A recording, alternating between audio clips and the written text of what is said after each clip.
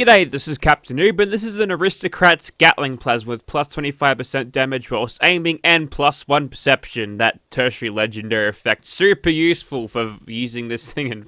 Okay, it's not that useful, but the Aristocrat's prefix gives you increased damage as your caps increase, and that tops out at 30,000 to give you the equivalent of what Junkies is fully, so plus 50% additive damage. Right now we've got 84 with 9,700 caps. If I unequip the weapon, we can immediately pull that buff off, so we're getting an okay amount of damage, despite not having a whole lot of things acquired to this caps to our names. Let's go ahead and chuck on some perks. We'll chuck on some heavy gunner perks. They'll go alright. And then we've got a bit of room in here. We've got stabilizer. We've got gunsmith. I guess we will go nerd rage, even though I'm not going to be in nerd rage at any stage of this video. At least not intentionally. If I get hit and get killed that way, then it'll probably happen. And we've got room for bloody mess now. We've got a little bit more in luck. That's nice. Dodgy and action girl for survivability purposes. We've got grenadier if we want to throw grenades. It's nice. Not much else to talk about here. And we go back here, and now we're doing 138. So it's not terrible, but we can make that a lot better. And the way I'm going to do that is basically pulling caps out of nothing, because on a free craft server, which I'm using now on the PTS, what you can do is craft yourself a bunch of these things, right? Just a ton of them, and you can make as many as you want. And then you quickly open all these up, and you can see that I'm just over 10,000 caps now. So I'll be skipping to 30,000 now, and then cleaning up my inventory. So we're doing 139 now. Remember this now. Should be easy, because I'll just cut to when I've got 30,000. Okay, with a bunch of presents opened later, the caps are still catching up, but I've got 32,000 and a whole bunch of other crap that I need to sort out in a second. We're doing 162 damage. That is with maximum damage, and you can see that is because if I unequip it, the bonus there goes away. Now, interestingly, with the Junkies one giving you the same sort of increase when you equip the weapon, makes me wonder whether you get better damage out of your grenades. It looks like you don't, so I guess you can say that Junkies has that over, but again, we're not suffering any special penalties due to this, so that's good. We've got the Eagle Eye penalty, do we? Ooh, looks like I'll need to buy the Eagle Eye serum, which is okay, because I've got all these caps now. So yeah, we're not taking any penalties except for the stupid mutations, but that's okay. We can fix that. Now to clean up my inventory. It's got Cursed Broadside. What's on that? Anti-armor crit, less VATS costs. Good thing that secondary legendary effect's useless. Here's how much crap I had to drop. 2,100 pounds of stuff. Look at it all. Scrolling, still going, and done. That's hardcore gulper duping power right there. Wait a minute, I think I need to get those caps again. I've stitched myself up here. Okay, so here we are outside of the Legendary Preview Simulator. You're gonna see a lot of cursed things show up, but don't worry, that's normal. That's supposed to happen. That's what happens when you open too many things. We're above 30,000 now, and we're doing ourselves 162 damage once more. Let's get to it, eh? We're gonna shoot this guy. Very nice. Getting that nice stabilized bonus, keeping that spread nice and tight. The recoil's still a little bit jumpy, but the spread means I'll be able to reel it in kind of easily. We may as well keep aiming down sights, even though our hip fire on this thing is supremely good, thanks to stabilized. And the zoom in's a little bit too much, to be honest, but that's okay. We'll get that slightly extra bit of damage and make it a little bit stronger. And since we're zooming in so much, if targets are at this perfect range, we can aim for the head a little bit. Alright, it helps it when the dog isn't nipping at your bloody boots when you're doing that. At least I'm not staggered by its biting. I'm in power armor, built to, stop bullets and stuff. Protect against bullets, not stop them. But, yeah, did well to not get staggered by the giant mutant hound there. Now doing 210, not bad. Let's head inside. Okay, so now we're on the inside of the control station, and we've got to shut down these legendary notifications. I think they're already gone, but whatever, you get the idea.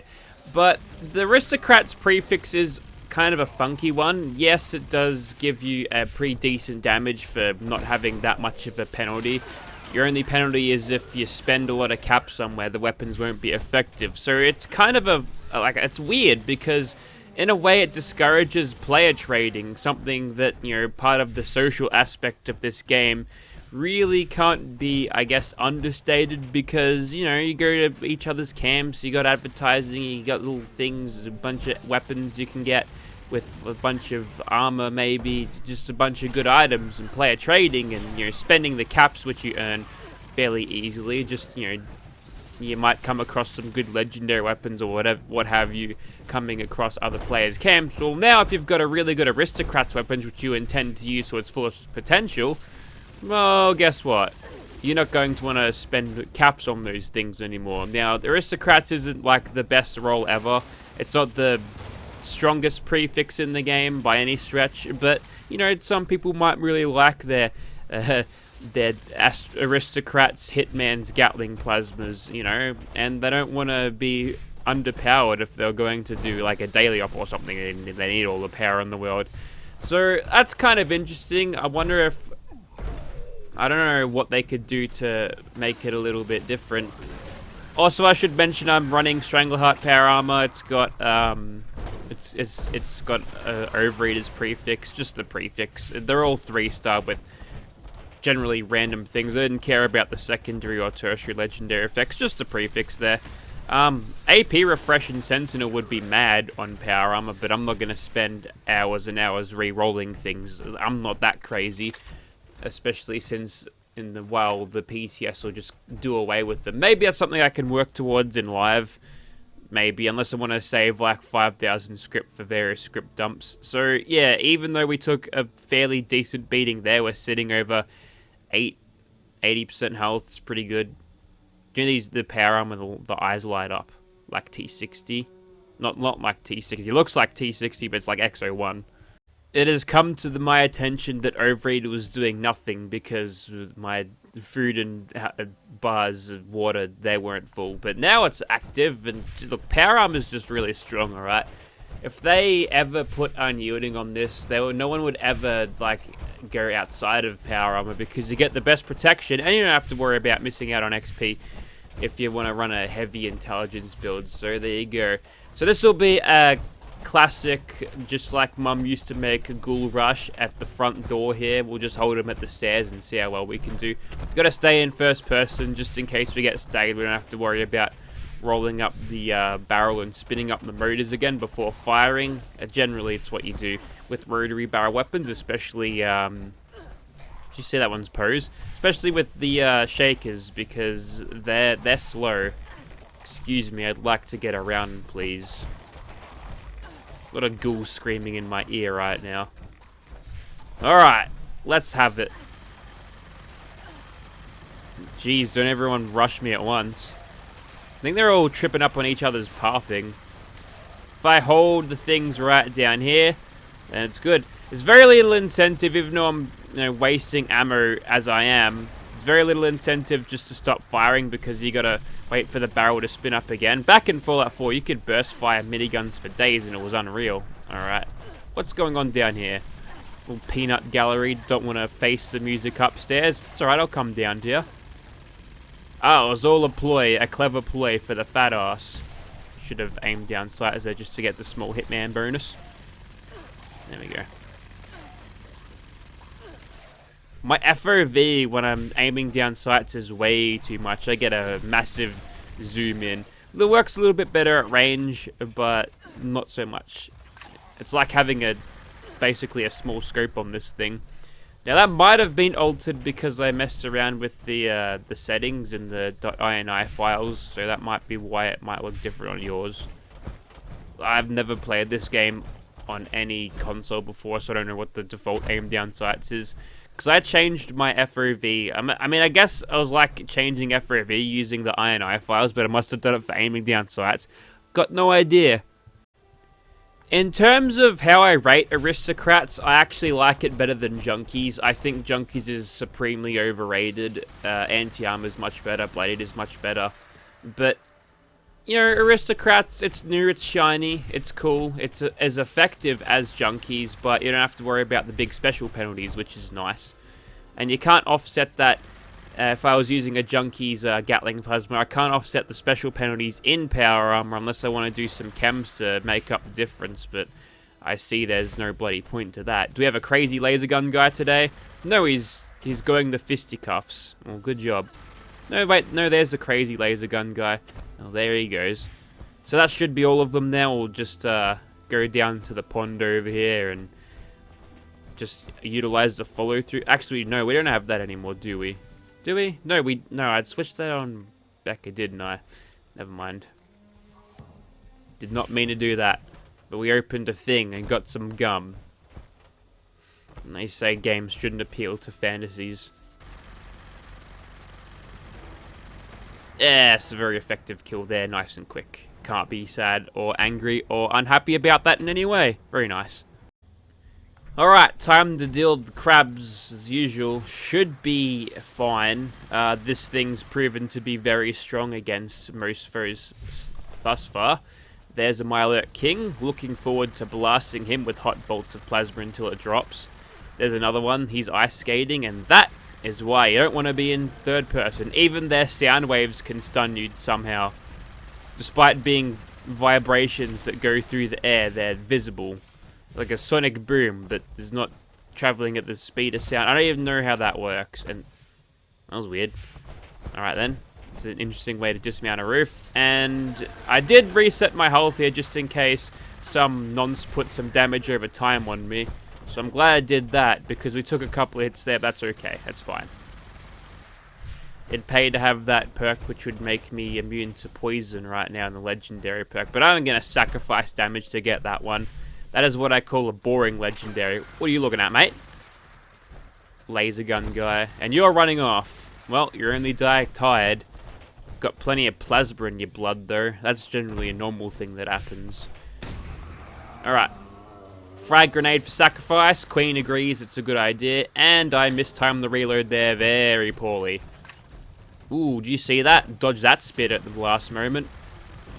And luckily, we've still got the reticule on screen right now, so I can see what I'm shooting at, despite not looking down the sights at all. That's probably not how reflex sights would work in real life. You'd think they'd align it to the barrel to make the little dot change and be a little bit more dynamic than just like a screen thing. It's kind of weird. Well, that being said, though, normally the thing's got to spread like that anyway, so whatever. Probably an unnecessary reload there, but we'll put a fresh core in. Alright, let's see another plasma gun choke at range. This time, though, I'll have a bunch of shots to lead off of, so maybe we'll be okay.